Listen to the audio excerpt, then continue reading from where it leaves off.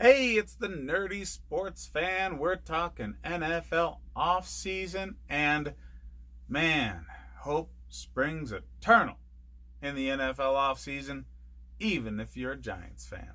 That's right. The New York football Giants that just so happen to play in New Jersey instead of their name state, they got $58 million in cap space. And in spite of what everybody else thought was going to happen after the draft, Daniel Jones looked like a real quarterback in the NFL. Man, exciting stuff. So you got the running back that everybody's drooling over in Saquon Barkley. You got a quarterback that looks like he might be the one. Maybe you should get those guys an offensive line that knows their ass from a hole in the ground. Yeah, those guys were comic to watch. They really were. The offensive line was so fucking bad last season. I'm surprised Daniel Jones and Saquon Barkley weren't ceremoniously murdered in the backfield on the same play. Yeah. VA number one, most important thing to do is provide those two with real blockers. Yeah. So Evan Ingram is coming back from injury. You know, Golden Tate seemed to work well. Shepard seemed to be okay. You need a real receiver. Okay? Those guys are great complements to a receiver that you don't have on the roster. This is the best offseason you could think of for getting a talented receiver. There's so many in the draft. You're going to get them all the way down into the second round. Top tier talent guys. I'm not sure a few of them will be busts, but this will be a great receiver draft. This will be one of the best receiver drafts that we've seen. Certainly the best one since OBJ, Sammy Watkins, and Mike Evans all came out in the same year. So, with that said, you also got to remember that the defense, and they need help. They need help on all levels. You drafted some players last year that should develop.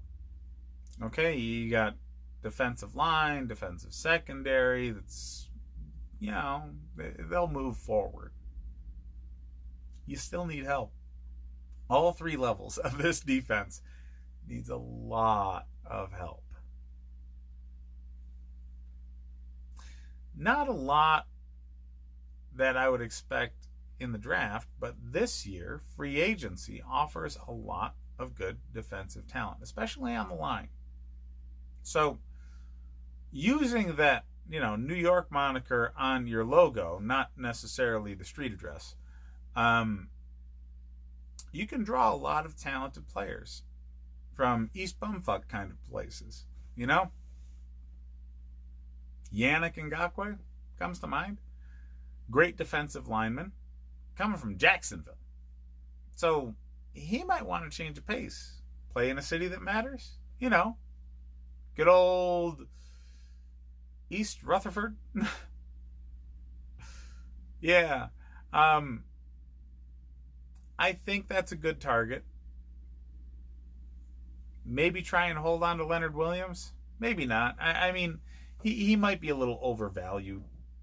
I still don't understand why they traded for him the way they did. I mean, that's the kind of move you make when you're in a playoff run. Gettleman's funny, isn't he?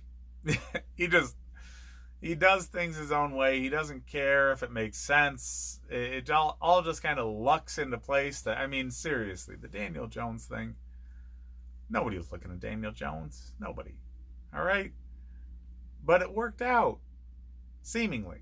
So, however far up his asshole that horseshoe's lodged might be exactly the right distance. There's got to be a science to that. Because Gettleman's offseason worked out last year. Everybody joked about the dude, laughed about him not knowing what the hell he was doing. And he still doesn't seem he knows what the hell he's doing. But it worked out.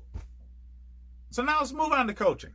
Okay, you got yourself a shiny new coach who coached special teams for the Patriots.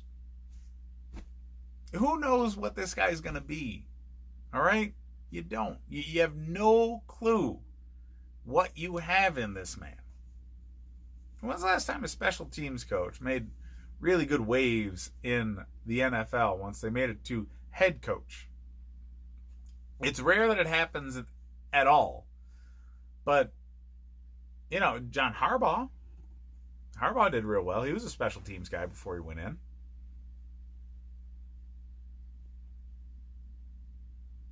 Marv Levy? Just, there's not many. All right? But these guys have to deal with players throughout the entire roster. Okay? They're dealing with the young guys who eventually develop into stars sometimes that don't have to play special teams anymore. They deal with the backups. They deal with, you know, people coming on and off of the practice squad. So you get a good feel for the whole roster. That might be what they're looking for. Okay? A guy who's got his finger on the pulse of the whole team. And coming from New England, he might have that Belichickian mindset too, of being much more involved in the personnel. So we might already have Gettleman's ouster on the team. Could happen. Probably should happen. Just, man, watching Gettleman do his job is comical at some point. But anyways, we're getting off track here. Daniel Jones is something great that you can build off of. Same with Saquon Barkley. You got $50-some-odd million worth of money. You got Evan Ingram coming back from injury. You got young, talented players that were drafted last year that are going to be better, assuming they had the right coaching last year, because, you know, you fired the coach. So there's a lot of balls in the air.